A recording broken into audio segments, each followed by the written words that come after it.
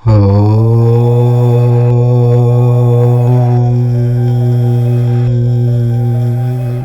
Video మీ కంటపడితే చాలు మీకు అదృష్టం తలుపు తట్టినట్లే. ఎంతో పుణ్యం చేసుకుంటే తప్ప ఈ కథ వినరు. ఈ కథను ధ్యాస పెట్టి వినండి చాలు, మీ జీవితం మారిపోతుంది, మీ దశ తిరిగిపోతుంది, అమ్మవారి కరుణా కటాక్షాలు లభిస్తాయి. ఇది నిజ జీవితంలో జరిగిన కథ.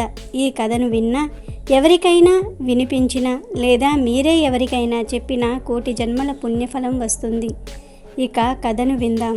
శక్తి పీఠాలలో మధుర మీనాక్షి ఆలయ పీఠం ముఖ్యమైంది.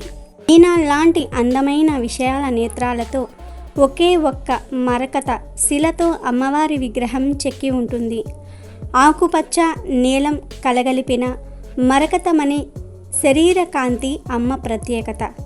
మధురను పాలించే పాండ్యరాజులంతా మీనాక్షిని ఆడపడుచుగా కులదేవతగా ఆరాధిస్తారు. దేవీ భాగవత పురాణంలో మణిద్వీప వర్ణనల ఆ ఆలయాన్ని పాండ్యరాజులు రూపొందించారు. చతుష్టషష్ఠి కళానీలమైన మీనాక్షి రాత్రి వేళల్లో ప్రాణహింసకు పాల్పడేది. ఆమెను శాంతింపచేయడానికి దేశం మొత్తం మీద వేద పండితులు, ఋద్వికులను పిలిపించిన పాండురాజులు యజ్ఞాలు, యాగాలు, పూజలు, జపహోమాలు అన్నీ చేయించారు. కానీ ఆ పూజలు చేసిన వారినే కబలించి వేసింది అమ్మవారు. చేసేది లేక నిస్సహాయంగా ఉండిపోయిన పాండ్యరాజులు సూర్యాస్తమయం అయ్యాక నగరంలో ఎవ్వరూ తిరగకూడదంటూ నిషేధాజ్ఞలు విధించారు. ఆ మాట ధిక్కరించి ఎవరైనా బయటకు వస్తే అమ్మవారి కోపాగ్నికి ఆహుతవ్వాల్సిందే. అక్కడ క్షేత్రపాలకుడు, అమ్మవారి అర్ధభాగమైన సుందరేశ్వరుడు అనగా శివుడు కూడా అంతా చూస్తూ ఉండిపోయాడు.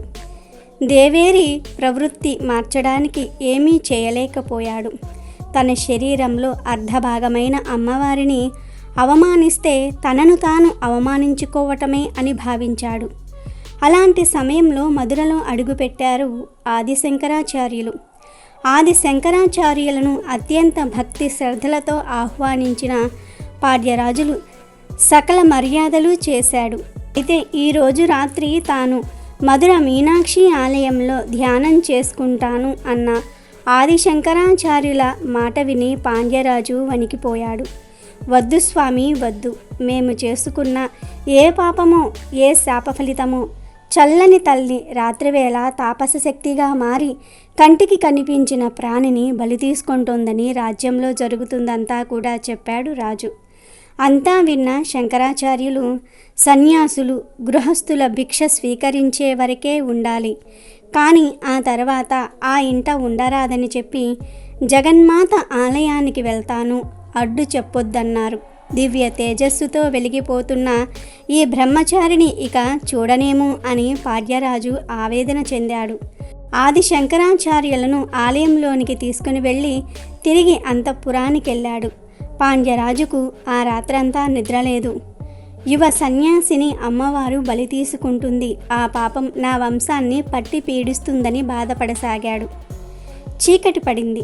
గర్భగుడికి ఎదురుగా ఉన్న విశాలమైన మండపంలో పద్మాసనం వేసుకుని ఆదిశంకరాచార్యులు ధ్యానంలో కూర్చున్నారు.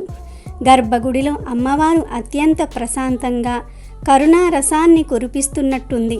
అప్పటి వరకు అక్కడి వాతావరణం ప్రశాంతంగా ఉంది. ఉన్న పాటుగా ఆలయంలోని గంటలన్నీ వాటంతటా అవే మోగసాగాయి. ఆలయం మొత్తం దీపాలు వెలిగాయి. గర్భగుడిలో ఉన్న అమ్మవారు మెల్లగా లేచి నిల్చుంది. అర్ధనారీశ్వరుడి వైపు తిరిగి నమస్కరించింది. అడుగులో అడుగు వేస్తోంది. ఇంతలో ఎదురుగా విశాలమైన మండపంలో ధ్యాన సమాధిలో ఉన్న యోగిని గమనించింది. ఎవరితడు ఇంత తేజస్సుతో బాలశివుడిలా ఉన్నాడేంటి? తనను చూస్తే అమ్మ ప్రేమ పెళ్ళుబుక్కుతుందేంటో అని అమ్మవారు తనకు తానే ప్రశ్నలు సంధించుకుంది. కానీ ఇదంతా గర్భగుడి గడప దాటే వరకే. మరుక్షణం ఓ నీడలాంటి రూపం ఆమెను ఆవహించింది. సాత్విక రూపం పోయి మహాకాళి స్వరూపంగా మారిపోయింది. అప్పుడే కళ్ళు తెరిచిన ఆదిశంకరాచార్యులు అమ్మవారిని కళ్ళారా చూశారు. తల్లి ఎంత అందవిహీనంగా ఉన్నా పిల్లలకు అందంగానే కడుపడుతుందన్నట్లు ఆదిశంకరాచార్యులు అమ్మవారిని చూసి మాతృమూర్తిగా భావించి స్తుతించటం మొదలుపెట్టారు. ఆది శంకరాచార్యులను కబళించేందుకు అడుగులు ముందుకేస్తూ వస్తున్న మీనాక్షి ఆ శ్లోకం విని చటుక్కున ఆగిపోయింది. మీనాక్షి కొలువైన క్షేత్రం ఎంత అద్భుతమైనదో శ్లోకం రూపంలో చెప్పాడు ఆదిశంకరాచార్యుల వారు. అప్పుడు ఆలోచనలో పడిన అమ్మవారు ఎదురుగా ఉన్న ఆదిశంకరాచార్యులను, నువ్వు ఎవరు? నేను సంహారం చేపట్టే సమయంలో ఇక్కడేం చేస్తూ ఉన్నావు? అడ్డు తొలగు అంది.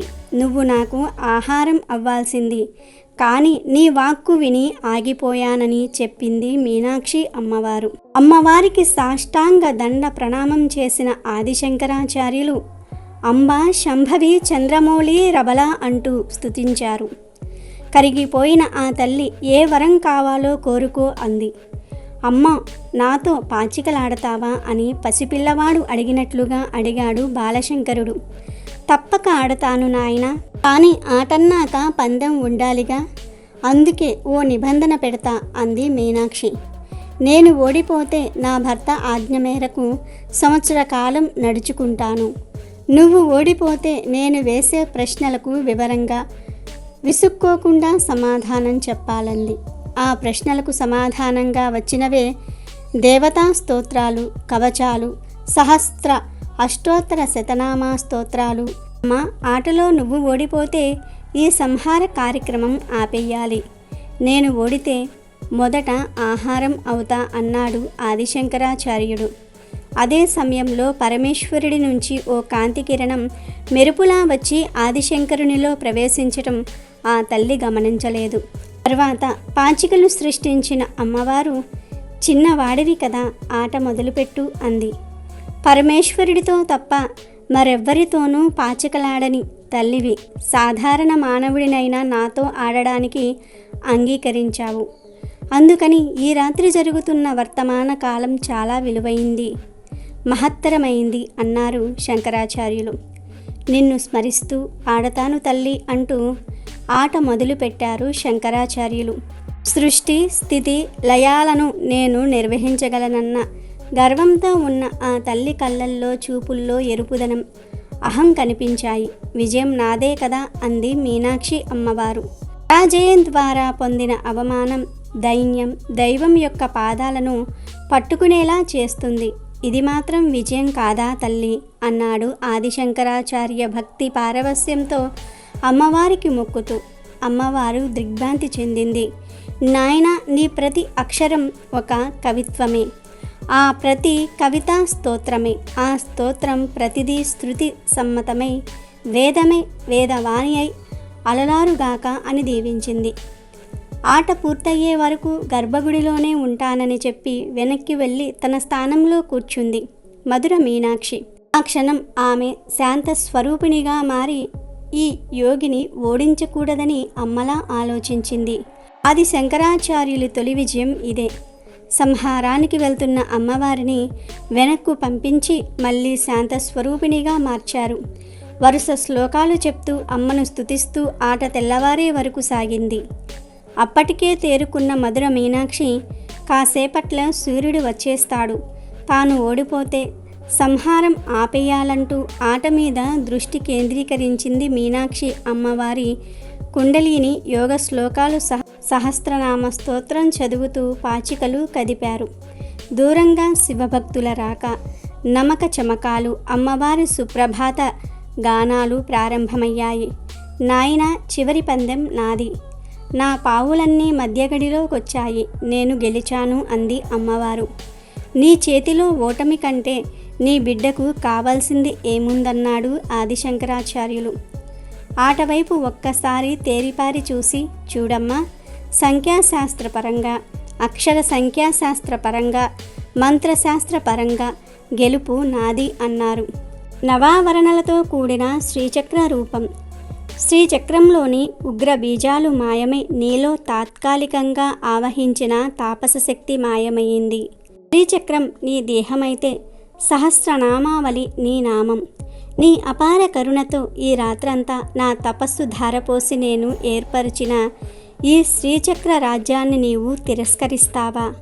నీవు చేసిన ఈ సృష్టిని, నీ ఉనికిని నీవే అర్ధరహితమని నిరూపిస్తావా? అలా చేస్తే అస్తికత ఉండక నాస్తికత ప్రబలి సర్వ సృష్టి నాశనమవుతుందని చెప్పి ఆగిపోయారు ఆదిశంకరాచార్యులు. అప్పటి వరకు పాచికలు ఆడేందుకు గీచిన గడులు శ్రీచక్రం అని గాని తనను అందులో ప్రతిష్ఠించాడు అంటే బంధించాడు అని అమ్మవారు గుర్తించలేదు. అప్పుడు కళ్ళు తెరిచిన పరమశివుడు, దేవి, నీ అహాన్ని, నీ తాపస స్వభావాన్ని అదుపు చేయలేకపోయాను. ఎందరో నిర్దాక్ష్యంగా బలైపోయారు. ఈ ప్రాణికోటిని రక్షించేదెవరు? నీ తాపస శక్తినెవరు జయించలేరు. నేను ప్రయత్నం చేస్తే నా అర్ధ శరీరాన్ని అవమానపరచటమే అవుతుంది. అందుకని సకల దేవతలు నేను సాక్షిభూతాలుగా ఉండిపోయాము. నీ తాపస శక్తిని అదుపు చేయగల యంత్రాన్ని మంత్రపూతంగా సిద్ధం చెయ్యాలి. అందుకు ఒక కారణ జన్ముడు దిగి రావాలి. ఏ మలినం అంటని బాల్యంలోనే సన్యసించి సర్వదేవత సాక్షాత్కారం పొంది మంత్రతృష్టగా మారాలి. నీ అనుగ్రహానికి పాత్రుడై నిన్ను తన మాతృ ప్రేమతోనే జయించగలగాలి. అందుకే ఆ సమయం కోసం వేచి ఉన్నాను.